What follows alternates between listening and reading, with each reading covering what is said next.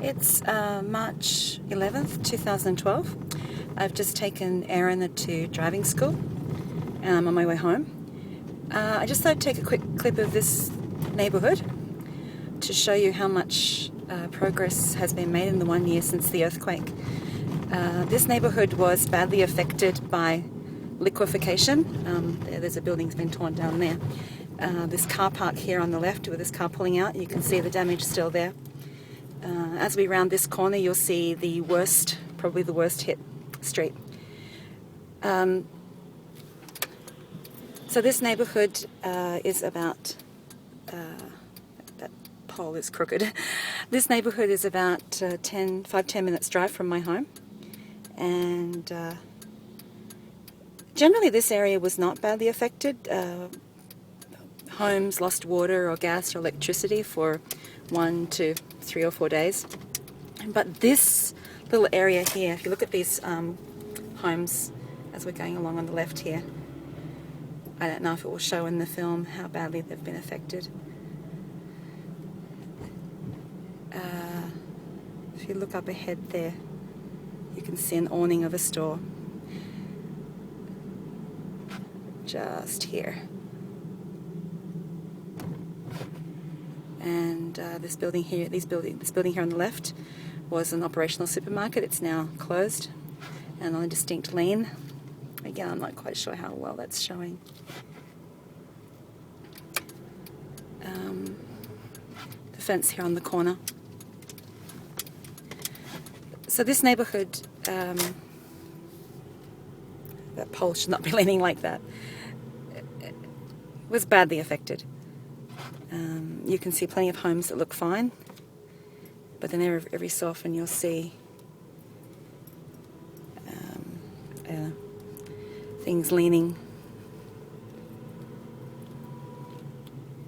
Newer homes seem to have done well.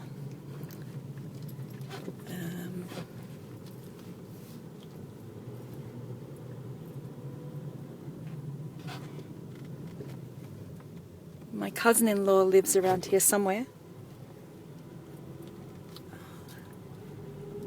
They had their home checked after the earthquake and a quote for it to be made livable again, to right it, and instead elected to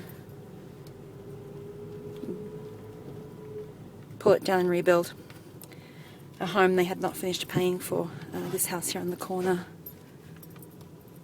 the fence is particularly damaged. Oh, if you can see that there, the concrete. When you see homes surrounded by dirt in this neighbourhood, it's often that's mud that has come up with the liquefaction. There's another home on the lane. Again, I'm not quite sure how well that is showing.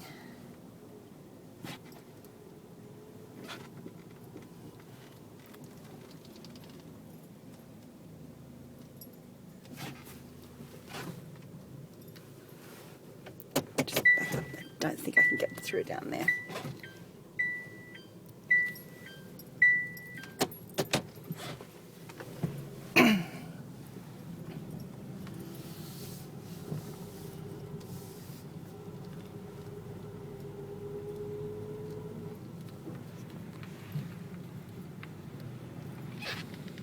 I'd say a home has been pulled down there.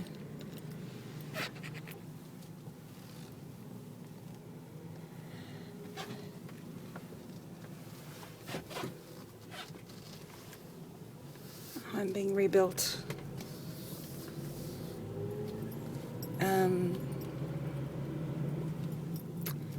So obviously this is nothing in comparison to the areas that were hit by the tsunami. I think it's a good example. That brown building over there is up ahead is leaning. It's a good example of the effect on people's lives.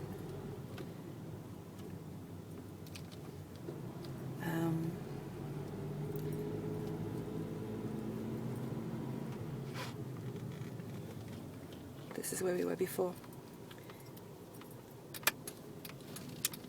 This time I'll show you the other side of the road. I think this is what strikes me about this neighbourhood, is that 1 year on and we still have damaged footpaths and makeshift plumbing.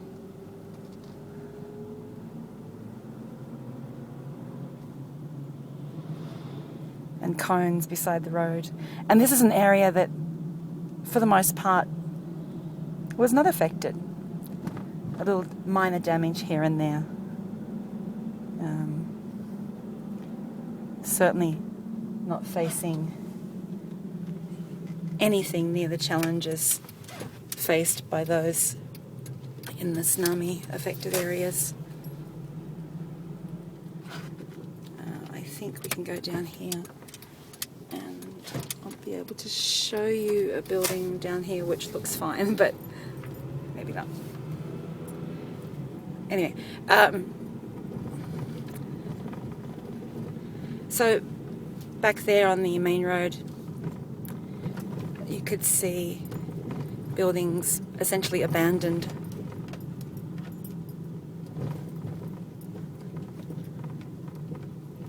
While others have been torn down and being rebuilt.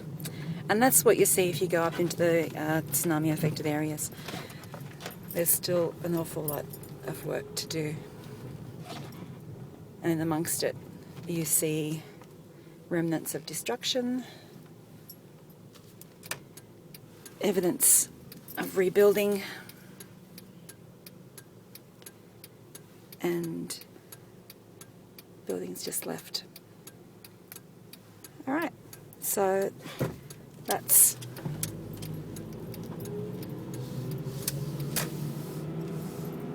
there's the building I was going, as I was winding up, this is the building I was going to show you before, talking about this building here. It looks fine, but if you notice the staircase there at the front, it's severely cracked.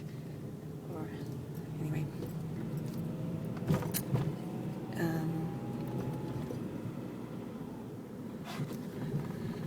So now we're out of those few streets, everything is normal.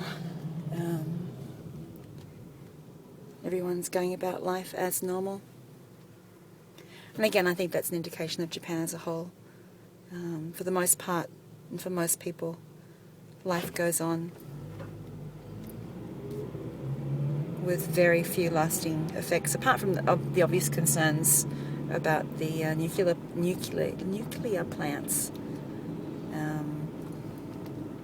This is our little local train station here on the left, where my kids catch the train every day. All right.